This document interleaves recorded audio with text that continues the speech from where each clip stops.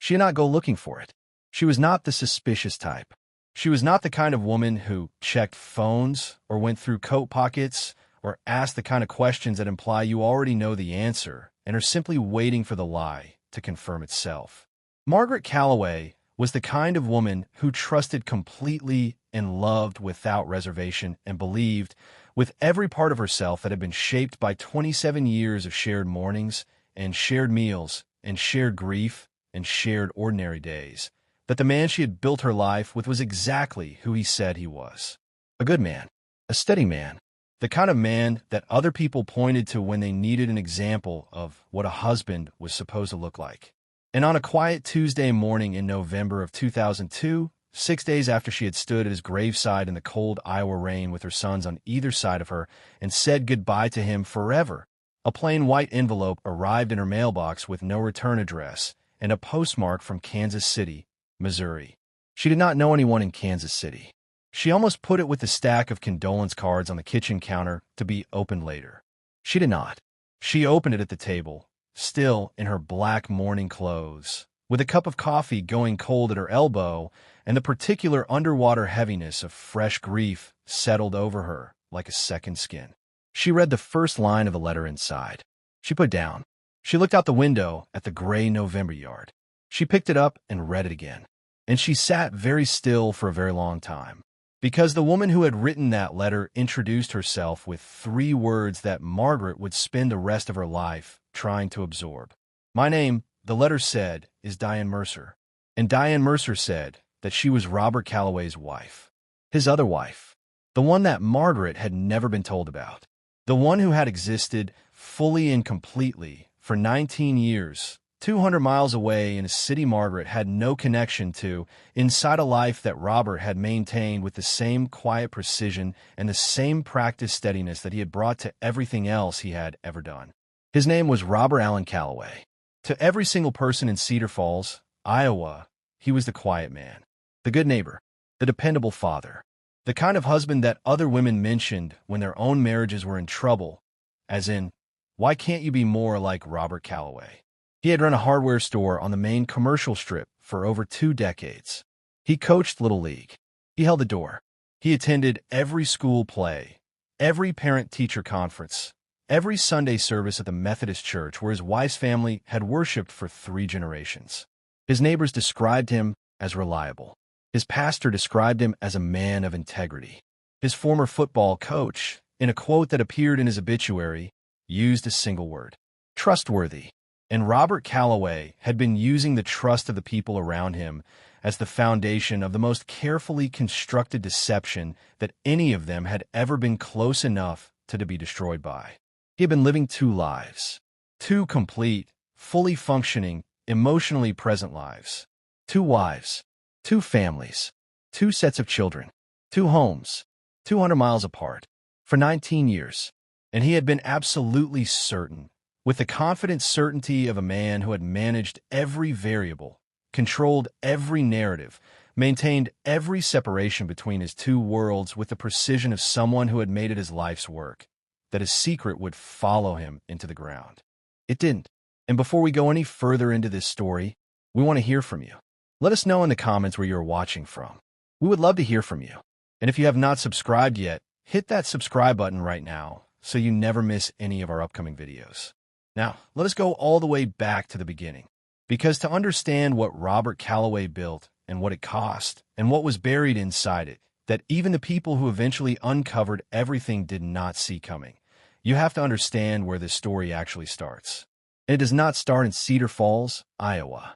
It does not start in 1974 when Robert Calloway met Margaret Elaine Hooper at a gathering near the University of Iowa campus. It starts 3 years before that, in a city called Tulsa, Oklahoma, on a night in November of 1971, in an alleyway 3 blocks from a diner where a 19-year-old woman named Patricia and Gould had just finished her evening shift. But we're going to get there. We're going to get there because this story requires that you understand exactly who Robert Calloway was before he was Robert Calloway, and exactly what he was running from when he disappeared into Iowa in the early 1970s and built the first version of the man that 2 women would each spend the better part of their adult lives believing they knew completely. Cedar Falls in the autumn of 1974 was the kind of American city that made the concept of a quiet, decent life feel not just possible, but inevitable. A small city on the Cedar River, roughly 100,000 people. The kind of community where a man's reputation was genuinely his most valuable asset, and where the social fabric was tight enough that you could go to the hardware store on a Tuesday afternoon and leave knowing 3 new things about 3 different neighbors before you reached your car. It was not dramatic. It was not exciting. But it was solid in the way that the best parts of Midwestern American life are solid, with a bedrock of shared expectation and mutual accountability that made the community feel like a thing worth belonging to.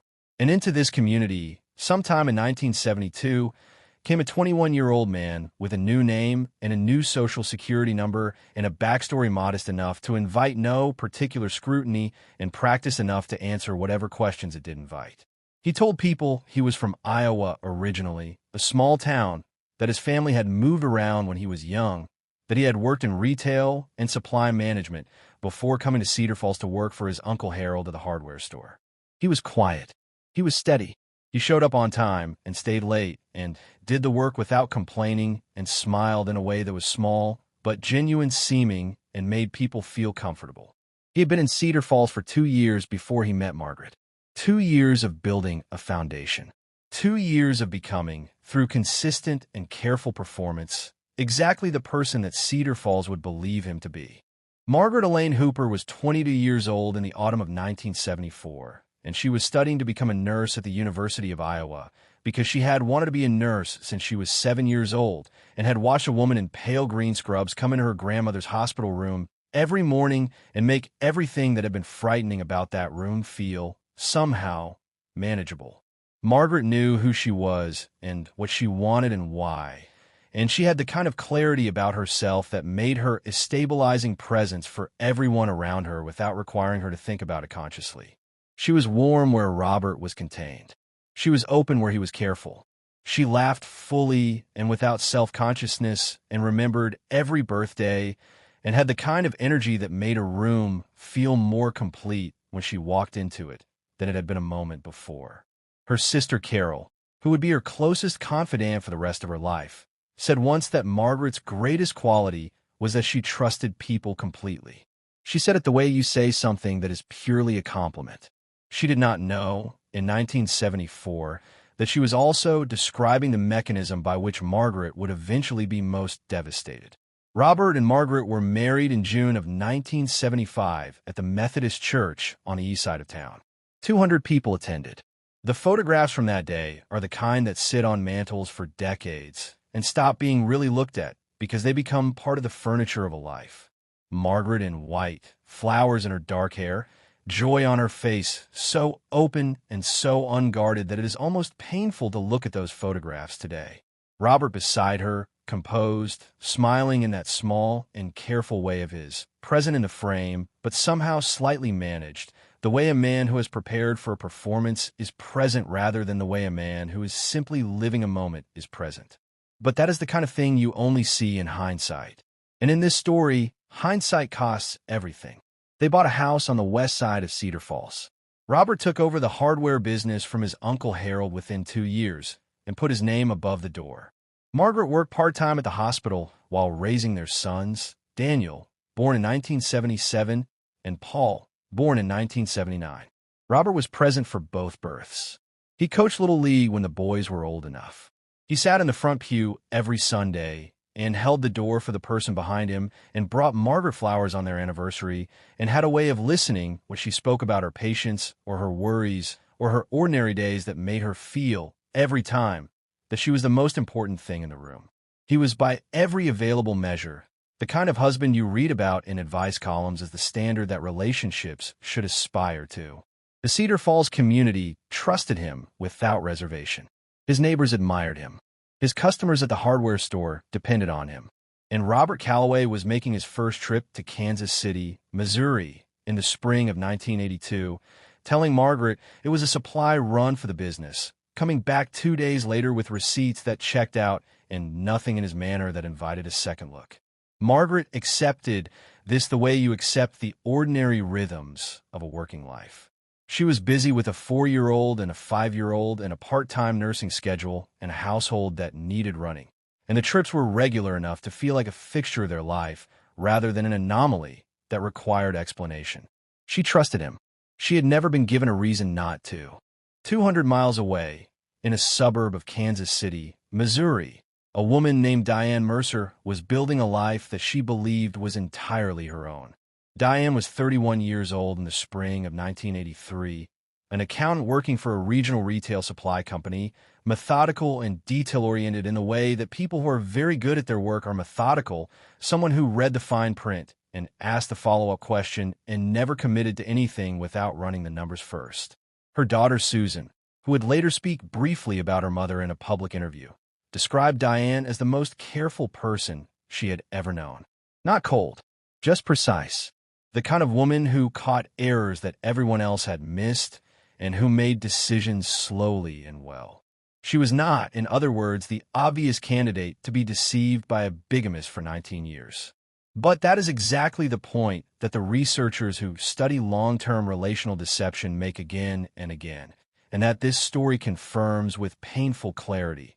Intelligence and carefulness are not defenses against a person whose entire social identity has been constructed around the projection of trustworthiness, because trust is not a conclusion reached through analysis. It is an emotional state maintained through consistency. And Robert Calloway had been consistent for a very long time. Diane met Robert at a regional hardware and home supply trade conference in the Kansas City Convention Center in the spring of 1983. They were introduced by a mutual industry contact. They talked for a long time. He was attentive without being overwhelming. He was confident without being arrogant. He listened in that careful, present way of his that made people feel seen. And Diane, who had spent her adult life being the most competent person in most rooms she entered and who was, on some level, she had not fully articulated to herself, tired of that particular kind of loneliness, responded to him in the way that competent, self-sufficient people sometimes respond to someone who seems genuinely steady, with a cautious but deepening trust that, once established, would take 19 years and a dead man's secrets to dismantle. Robert and Diane married in a small ceremony in Kansas City in March of 1983, 8 years after Robert had married Margaret in Cedar Falls. He had not divorced Margaret. He had not filed any paperwork with any court in any state. He had simply walked into a Missouri courthouse with his documentation and his steady demeanor and married a second woman while his first wife was at home in Iowa, putting Daniel and Paul to bed. Diane had a daughter with Robert, Susan, born in 1988, a child that Robert was present for in the delivery room, holding his daughter in his arms with the quiet, composed expression of a man who had done this before, which of course he had.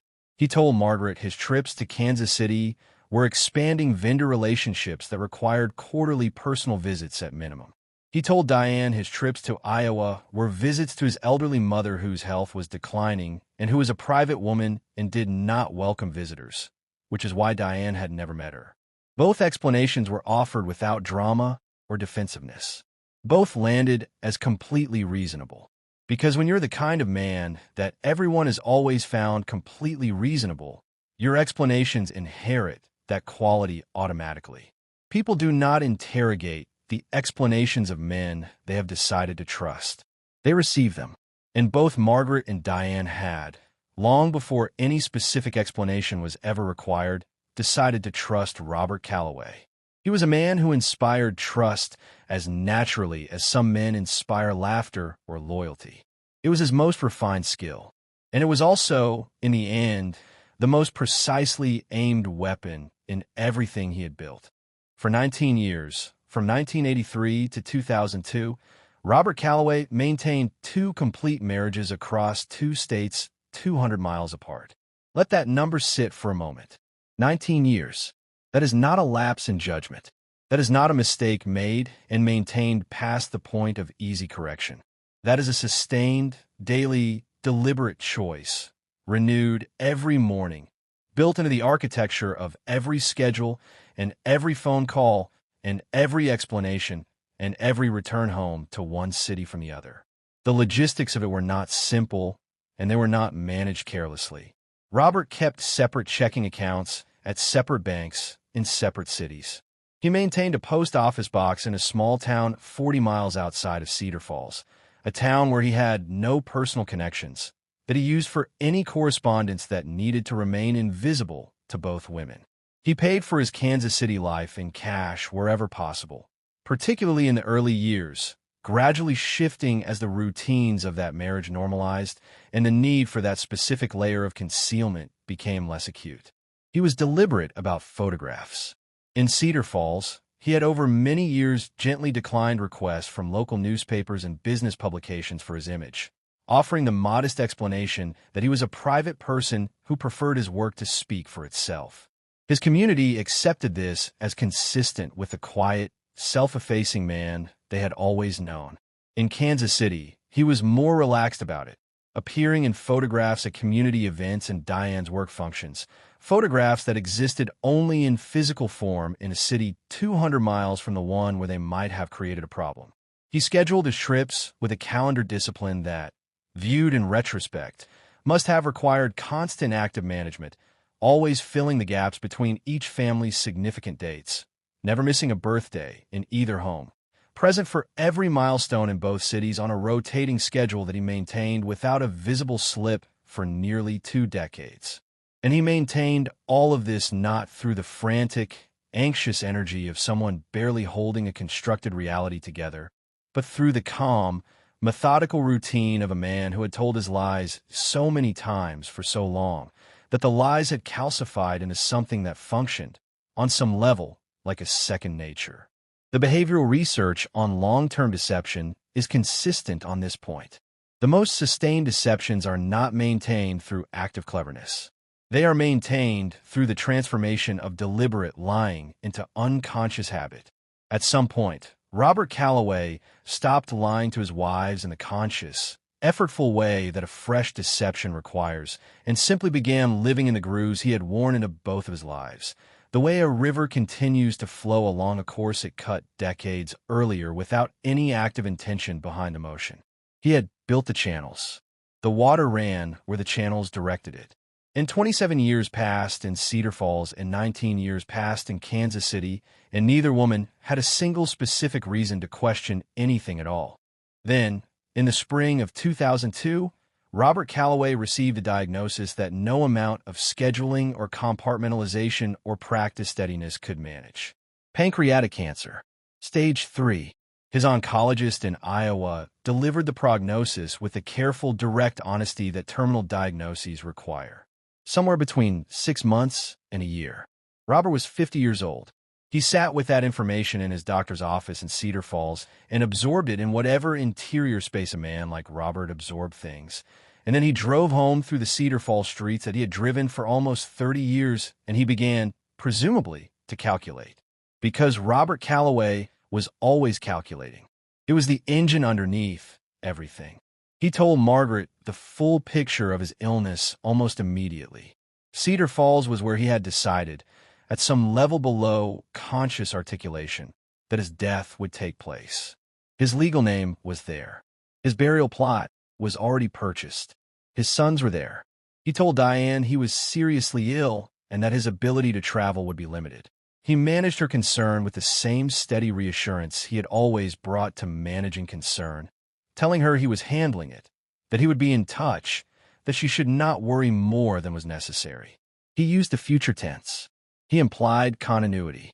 He had been implying continuity for 19 years, and he did not stop now, even with the diagnosis in his hands and the timeline running.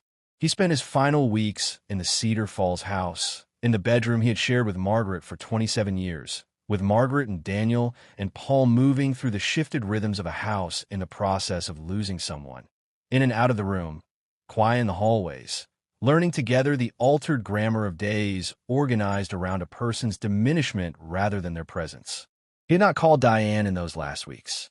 He let the silence extend into something that she would later describe as feeling, from her side, like the particular quiet of a man who was too ill to reach out and needed to be given space. She had told herself he was with his mother in Iowa. She had told herself she should be patient. She had held herself steady in the way that Diane Mercer held herself in difficult circumstances, methodically and without excess, and she had prepared herself in the careful interior way of someone who feels something coming without being told it directly, for news that she did not want to receive. Robert Calloway died on November the 14th, 2002. He was 51 years old. Margaret wrote the obituary herself. She used the word trustworthy. 200 people attended the funeral in the cold Iowa rain. Diane was not among them. Diane did not know where Robert was. She did not know that the funeral was happening. And the secret that Robert had spent 30 years managing held for exactly 6 more days, and then it was over. A former mutual acquaintance of Robert and Diane's, a man who had known both of them from regional trade conference circles and who had come across the Cedar Falls Gazette obituary through an online edition, forwarded it to Diane with a brief note of condolence, assuming, of course, that she already knew. She did not. She read it on a Monday evening at her kitchen table in Kansas City, the same table where she had eaten thousands of meals with a man she believed was her husband. She read his name. She read the words devoted husband and loving father. She read Margaret's name, listed as his surviving wife. She read the Cedar Falls address. She sat with the screen in front of her for a long time, running the numbers the way Diane Mercer ran all numbers, looking for the alternative interpretation, the scenario in which this was a coincidence or an error or something that had a rational and non-devastating explanation. She found none. She picked up a pen. She wrote a letter. She wrote it carefully, the way she did everything, choosing each sentence with the deliberation of someone who understood that what she was about to send could not be unsent, addressed it to Margaret Calloway at the Cedar Falls address in the obituary, walked to the mailbox at the end of her street in the Kansas City evening, and dropped it in. She has said that she stood at that mailbox for a moment after releasing the envelope, hands still on the metal door, and thought, "There's no going back from this. Whatever is on the other side, there is no returning to not knowing." She was right in ways she had not yet fully understood. Margaret received the letter on a Tuesday morning. She opened it at the kitchen table, read the first sentence, put it down, and called Carol. Carol arrived in 20 minutes. They read the letter together, out loud, at the table. And then Margaret dialed the number at the bottom of the page. Diane answered on the second ring. The call lasted 2 hours and 19 minutes. Carol sat beside Margaret for all of it, and has described the conversation in the years since as the most surreal thing she has ever been present for. Not explosive, not a screaming match. 2 women talking in the careful, deliberate way of people trying to establish facts in the middle of an emotional earthquake. Both of them understanding that the ground was moving and that the only way to survive it was to keep talking until they knew exactly what they were standing on. They compared timelines. They compared the specific language Robert had used to explain his absences to each of them and cross-referenced those explanations against each other with a precision that was partly methodical and partly the only way either of them could keep herself from completely falling apart. Every gap in one woman's account of Robert's whereabouts was filled exactly and horribly by the other woman's memory. The trade conference in Kansas City that he had told Margaret required a full week of his presence in the spring of 1983 was the week Diane remembered as their first extended time together, the week she had decided she was falling for him seriously. The summer of 1988, when Robert had told Margaret he was managing an extended vendor negotiation in Kansas City, was the summer Susan had been born and Robert had held his daughter in the delivery room. Year by year, the 2 fragmentary half-pictures of the same man assembled themselves into one complete and devastating whole. Diane said at some point in the call that it felt like completing a puzzle you had not known was missing pieces, and that every piece you found made the picture worse than the one before it. Margaret later told Carol that she had not cried once during those 2 hours and 19 minutes, that she had felt too cold inside for tears, that it had been less like grief and more like standing inside a burning building trying to calculate the exits before the ceiling came down. She retained an attorney within the week. Diane retained a private investigator named Gary Holt, a former Kansas City detective who had spent 15 years working financial crimes before going independent, a man who was methodical and unsentimental and very good at finding things that people had worked hard to hide. Gary Holt spent the first 2 weeks of his investigation establishing what both women already knew: the separate accounts, the post office box in the town between the two cities, the carefully calibrated travel schedule, the layered logistical architecture of a double life maintained across 2 states for nearly 20 years. It was, Gary would later say, genuinely meticulous work, and he did not mean it as a compliment. He said it the way a detective says something like that, with a flat professional respect for the construction, even while being repelled by its purpose. And then, on a Thursday afternoon in the 3rd week, Gary pulled a record in the Iowa State Archives that stopped him in a way that records rarely stopped him. He called Diane immediately from his office. He told her what he had found, and Diane Mercer, who held herself in difficult moments with precision and without excess, sat in her car in her driveway for 45 minutes before she was ready to go inside. Robert Allen Calloway had not always been Robert Allen Calloway. The name on the birth certificate in the state of Oklahoma was Raymond Dale Pruitt. Robert had legally changed his name in 1972, 3 years before he met Margaret, 2 years before he appeared in any public record. Diane called Margaret that evening. Margaret called her attorney the following morning.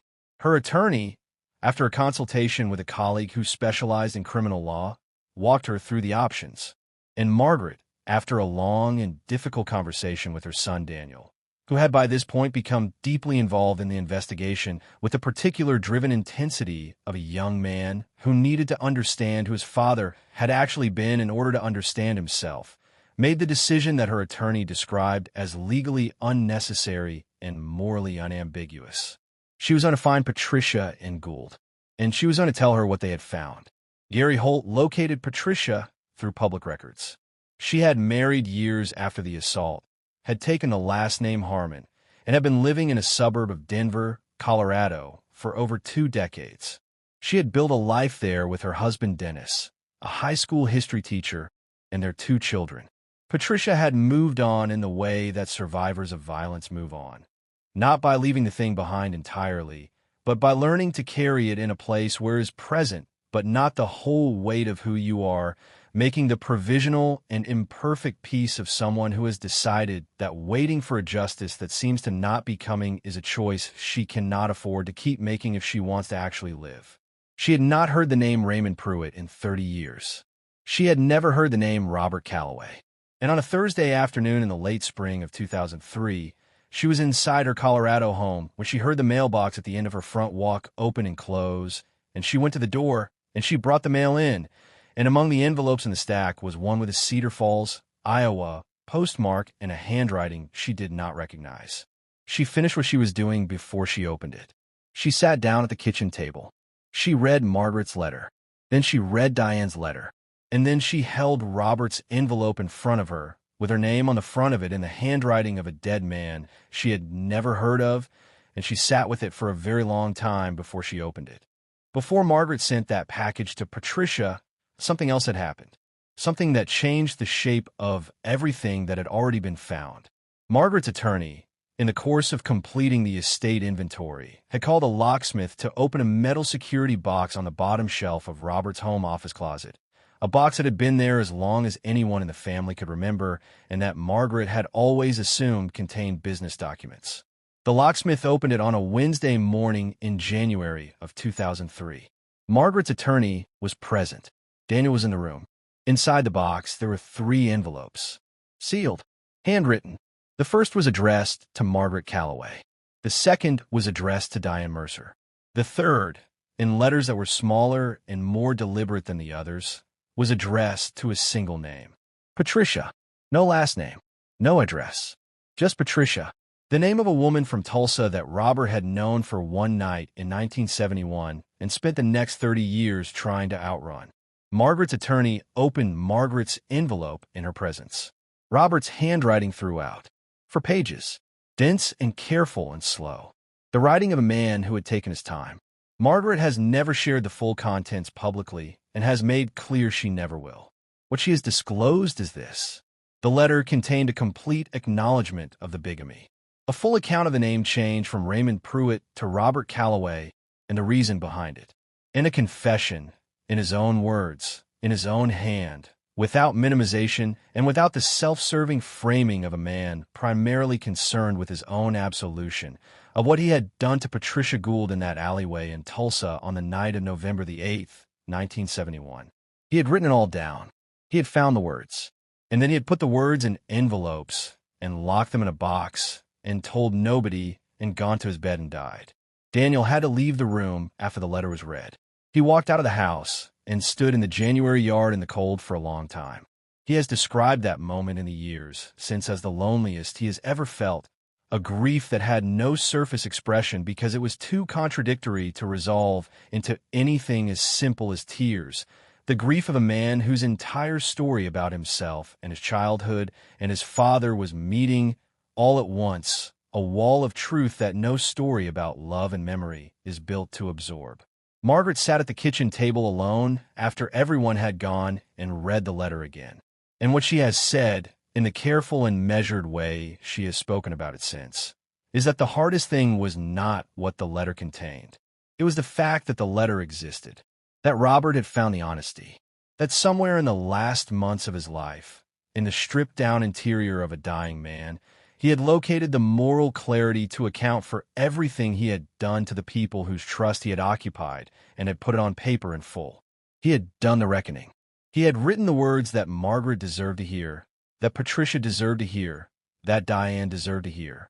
And then he had decided, in the final weighing, that his own comfort in his last weeks was worth more than giving any of those women what he had, at last, found the words to give them. He had sealed the box. He had gone to his grave as Robert Calloway, and he had left 3 women to find their own way to a truth that he had been holding in his hands all along. Margaret sent the package to Patricia with Robert's sealed letter inside, along with letters from herself and Diane. She has said that walking to the Cedar Falls post office and paying the postage and stepping back out into the Iowa winter was the first time, in the weeks since the Tuesday morning the envelope had arrived, that she had felt something other than grief or cold fury or the numb administrative efficiency of a person managing a catastrophe. She had felt, for a moment, that she had done something right, that in a story that contained almost no right things to do, she had found one and done it. Patricia Harmon read Robert's letter at her kitchen table in Colorado on that Thursday afternoon in the late spring of 2003. She read it once, from the first word to the last word, without stopping. She put it on the table. She made a cup of tea. She stood at the window while it steeped and looked at the ordinary afternoon outside. She drank the tea, and then she called her daughter. She said she had received something. She said it was important. She said she was all right. Her daughter has described that call as the most carefully contained she had ever heard her mother be. The voice of a woman holding something very large very steadily and not letting it overflow until she had decided what she was going to do with it. Patricia went to a lawyer in Denver the following week. Her attorney contacted the Tulsa Police Department Cold Case Unit. The original case file from November 1971 was pulled from storage. Physical evidence collected during the original investigation, preserved in sealed evidence bags in a storage facility attached to the Tulsa record system, had been there for 32 years in a state of perfect uselessness in 1971 and near-perfect evidentiary value in 2003 because the science that had not existed in 1971 had, in the intervening decades, not only come into being, but matured into one of the most reliable tools in criminal forensics. The cold case detective submitted the preserved evidence for DNA analysis. The question of obtaining a comparative sample from a deceased individual who had never been charged with a crime required several months of legal navigation involving courts in both Iowa and Oklahoma. Margaret's attorney handled the Iowa proceedings. A judge in Lynn County, Iowa, reviewed the application for a court order authorizing collection of a post-mortem biological sample from Robert Calloway's remains and granted it. The sample was collected. The comparison was run. The results came back in early 2004. The match was confirmed. Raymond Dale Pruitt, known as Robert Allen Calloway, was formally identified as the perpetrator of the November 1971 assault on Patricia and Gould. The Tulsa cold case was officially closed.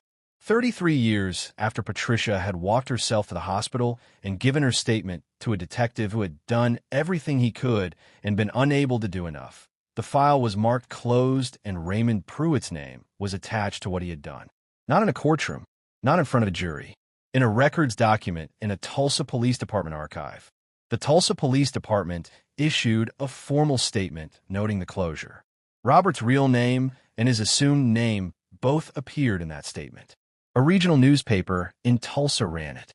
A small Iowa paper picked it up, and the Cedar Falls community, which had known Robert Calloway for nearly 30 years and had attended his funeral in the rain and used the word trustworthy in his obituary, learned, in the particular public and irreversible way of a newspaper story, who the man they had trusted had actually been. The legal resolution of Robert's estate proceeded on its own timeline with its own complications. Margaret was Robert's legal wife. Iowa law was clear. She was entitled to the marital assets, the house, the hardware business, the accounts, the investments, the full picture of what Robert had owned and accumulated across 27 years. The estate inventory revealed a rental property in Waterloo, Iowa, that Margaret had not known about, a 2-unit building that Robert had purchased through a small LLC in the mid-1990s, managed through the post office box, and never mentioned at home. Another room in a house whose full floor plan she had never been shown. Diane was entitled to nothing. The void marriage left her with no spousal rights, no claim against the estate, no legal identity as a widow that any court in any state was obligated to recognize. 19 years of her life, and the law's answer was that they had legally not happened. Her attorney was honest with her about this from the beginning. There was no legal mechanism through which the morality of the situation could be made to override the legal reality of what a void marriage means in American law. Susan, Robert's biological daughter, had a legal position that Diane's attorney worked through carefully, but the realistic expectation in the context of a void marriage was limited. Margaret was under no legal obligation to do anything beyond what the law required. Nobody expected her to. She consulted Daniel and Paul, both adults, both working through their own versions of grief and revelation at their own pace. Daniel with the driven, interior intensity that had characterized his involvement throughout, Paul with the quieter, inward processing that had always been his way. Margaret told them what she was thinking. She said she wanted to make a private settlement with Diane, not from the primary estate. From the proceeds of the Waterloo rental property, the one Robert had set up in secret, the money from the part of his life that had also been hidden. She wanted to establish a trust for Susan. Not a large trust, not a sum that would transform anyone's financial situation, but something real, something solid, something that told a 15-year-old girl who had lost her father and then lost the version of her father she had believed in that she was a person in this story and not a detail.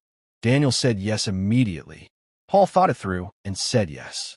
Margaret finalized the arrangement in early 2004. She required nothing from Diane in return. She had her attorney handle the paperwork and notify Diane of what had been arranged, and she did not wait to hear Diane's response before moving on to the next thing that needed to be done. Diane received the notification and sat with it in her hands for a long time before calling her attorney to confirm what she was reading. She has said that she had prepared herself to receive nothing, that she had made a psychological peace with the legal reality that she was a person the law did not see in this situation, and that receiving the letter about Susan's trust from a woman who had been handed every reason and every legal justification to define herself in opposition to everything Diane represented was something she did not know how to fully process. She said it felt like being seen by someone who had been given explicit permission not to see her. Susan was 15 when Diane explained the trust to her. Susan has spoken about it once publicly, briefly, in an interview given years after the events. She said the money had mattered less than the statement it made. She said someone had looked at the whole wreckage of what her father had been and had found, inside it, a child who deserved to be acknowledged. She said she had never met Margaret Calloway and that she probably never would. But she thought about her more than anyone else in this story, because Margaret had been given the easiest possible reason to do nothing, and she had chosen something different. Margaret sold the Cedar Falls house in the spring of 2004. She had lived in it for 29 years. She had raised her sons in it and built her life in it and eaten 10,000 breakfasts in the kitchen where 2 letters had arrived and changed everything she thought she knew, and she could not stay. Not because the house held only bad memories, because it held every kind, layered over each other in the way that nearly 3 decades of living layers itself, and she could no longer stand in her own kitchen without asking the question that had no clean answer. Which of this was real? She moved to the Minneapolis area to be closer to Paul. She returned to nursing within a year, part-time, finding that purposeful work helped in the way it helps, not by resolving anything, but by providing a structure that the day could be organized around while the slower, less linear work of interior reconstruction proceeded at its own pace. She retired at 68. Her sister Carol has said in the years since that Margaret has arrived at what Carol calls, carefully, equilibrium. Not happiness in the simple sense. Not peace in the sense of resolution. Something harder and more honest than either. A clear-eyed, hard-won steadiness. A capacity to hold the full truth of what her life had contained, the genuine parts and the constructed parts, without collapsing them together and without pretending there is a clean line between them. Because there is not. Daniel remained in Cedar Falls. The fact that he returned to and stayed in the city where his father had spent 27 years building a reputation is itself a statement of something. Though Daniel has not explained it publicly, and perhaps the explanation is simply that it was his home and he was not willing to let his father take that from him along with everything else. He has written about the experience of the years following the revelations in an essay he shared with an online grief support community, and it is precise and honest and the clear product of sustained interior work. He wrote about the experience of watching every good memory he had of his father become uncertain in a new way. Not false, not canceled, but complicated by the knowledge of what had been happening in parallel, what the fishing trips and the little league games and the Sunday mornings had been constructed around, or in spite of, or alongside. He wrote about the work of deciding deliberately and consciously to keep the memories anyway, to assert the reality of his own experience in the face of everything the investigation had uncovered. He wrote, "The fishing trips were real. My feelings in them were real. What he was doing elsewhere does not reach backward through time and remove what I felt. I had to choose to hold on to that. Not for his sake, for mine, because the alternative was letting him take my whole childhood into the grave along with everything else, and I was not going to give him that. It is, in my view, one of the most psychologically courageous things anyone said about any part of this story. And it came from a young man who had every reason in the world to let the anger consume everything." Paul remained in Minneapolis. He has spoken the least publicly of any family member about what happened, which his mother and brother have both indicated is consistent with who Paul has always been, someone who processes inwardly and carefully and does not feel the need to put his interior life into the world. He has built, by all accounts, a quiet and solid life, which is itself a kind of statement.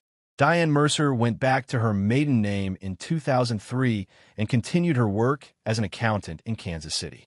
She and Margaret exchanged Christmas cards for 4 years after the estate was resolved, a correspondence that both women have described as meaning more to them than had any logical reason to mean, given the circumstances. They met in person once. A coffee shop in Des Moines, Iowa, on a Wednesday afternoon in the spring of 2005, roughly the midpoint between their two cities. Margaret drove from Minneapolis. Diane drove from Kansas City. Carol heard Margaret's account of that afternoon and has described it as one of the strangest experiences Margaret ever relayed to her. Two women sitting across a table with their shared history spread out between them like a map of a country neither had chosen to travel through. Not comfortable, not easy, but real in a way that nothing about the situation had any right to be. They said goodbye in the parking lot. They drove in opposite directions. They have not met again. Patricia Harmon gave a formal interview to a journalist in 2006. She was asked whether she was angry that Robert Calloway had died before facing any legal consequence for what he had done to her. She said no. She said she had built something genuinely good and that she had done it knowing the justice was not coming and in spite of that knowledge. She said Robert had woken up every morning for 30 years knowing what he had done and carrying the knowledge inside the person he was performing for everyone around him. She said that was a particular kind of prison. She paused. She added, not even him. Patricia Harmon died in 2018 at 67 years old. Her obituary described her as a devoted mother, a loving grandmother, a woman of warmth and uncommon grace. It did not mention Tulsa. It did not mention Raymond Pruitt or Robert Calloway. It did not need to. That part of her story had been given, at last, an ending. I have been thinking about Robert Calloway for a long time now, longer than I usually stay with a story after telling it. And I keep coming back to the same thing. The same detail that will not leave me alone no matter how many times I put this story down and try to walk away from it. He found the words. Somewhere in the last months of his life, in the compressed and stripped-down honesty that terminal illness sometimes forces on a person, Robert Calloway sat down and produced the most truthful thing he ever created. He wrote to Margaret. He wrote to Diane. He wrote to Patricia. He gave each of them, in careful handwriting, the full and unvarnished account of what he had done to their lives and the life he had taken from Patricia on a November night in Tulsa when she was 19 years old. He found a language for all of it. He addressed 3 envelopes. He sealed them. He locked them in a metal box in his office closet. He told nobody, and he died as Robert Calloway, respected and mourned, the word trustworthy carved into his public memory, in the quiet confidence that none of it was ever going to reach anyone. That is the thing I cannot set down. Not that he lied, not that he ran, not even that he maintained it for 30 years and died without facing a legal consequence. What I cannot set down is that he found the truth. He found it and held it in his hands and wrote it out and then chose, deliberately, to lock it away because delivering it meant having to be seen fully and accurately by the people he had wronged. And he decided, in the final accounting of his life, that his own comfort in his last weeks was worth more than that. That is a specific kind of cowardice, the kind that understands exactly what it's doing. We tend to imagine that the people who sustain deceptions of this scale for this long are, on some fundamental level, different from the people around them, that there is something in their nature that marks them, that if we were close enough we would feel it, that love is a detector capable of identifying a lie as important as this one. The research says otherwise, and this story says otherwise. Robert Calloway was described by virtually every person who knew him with the same word.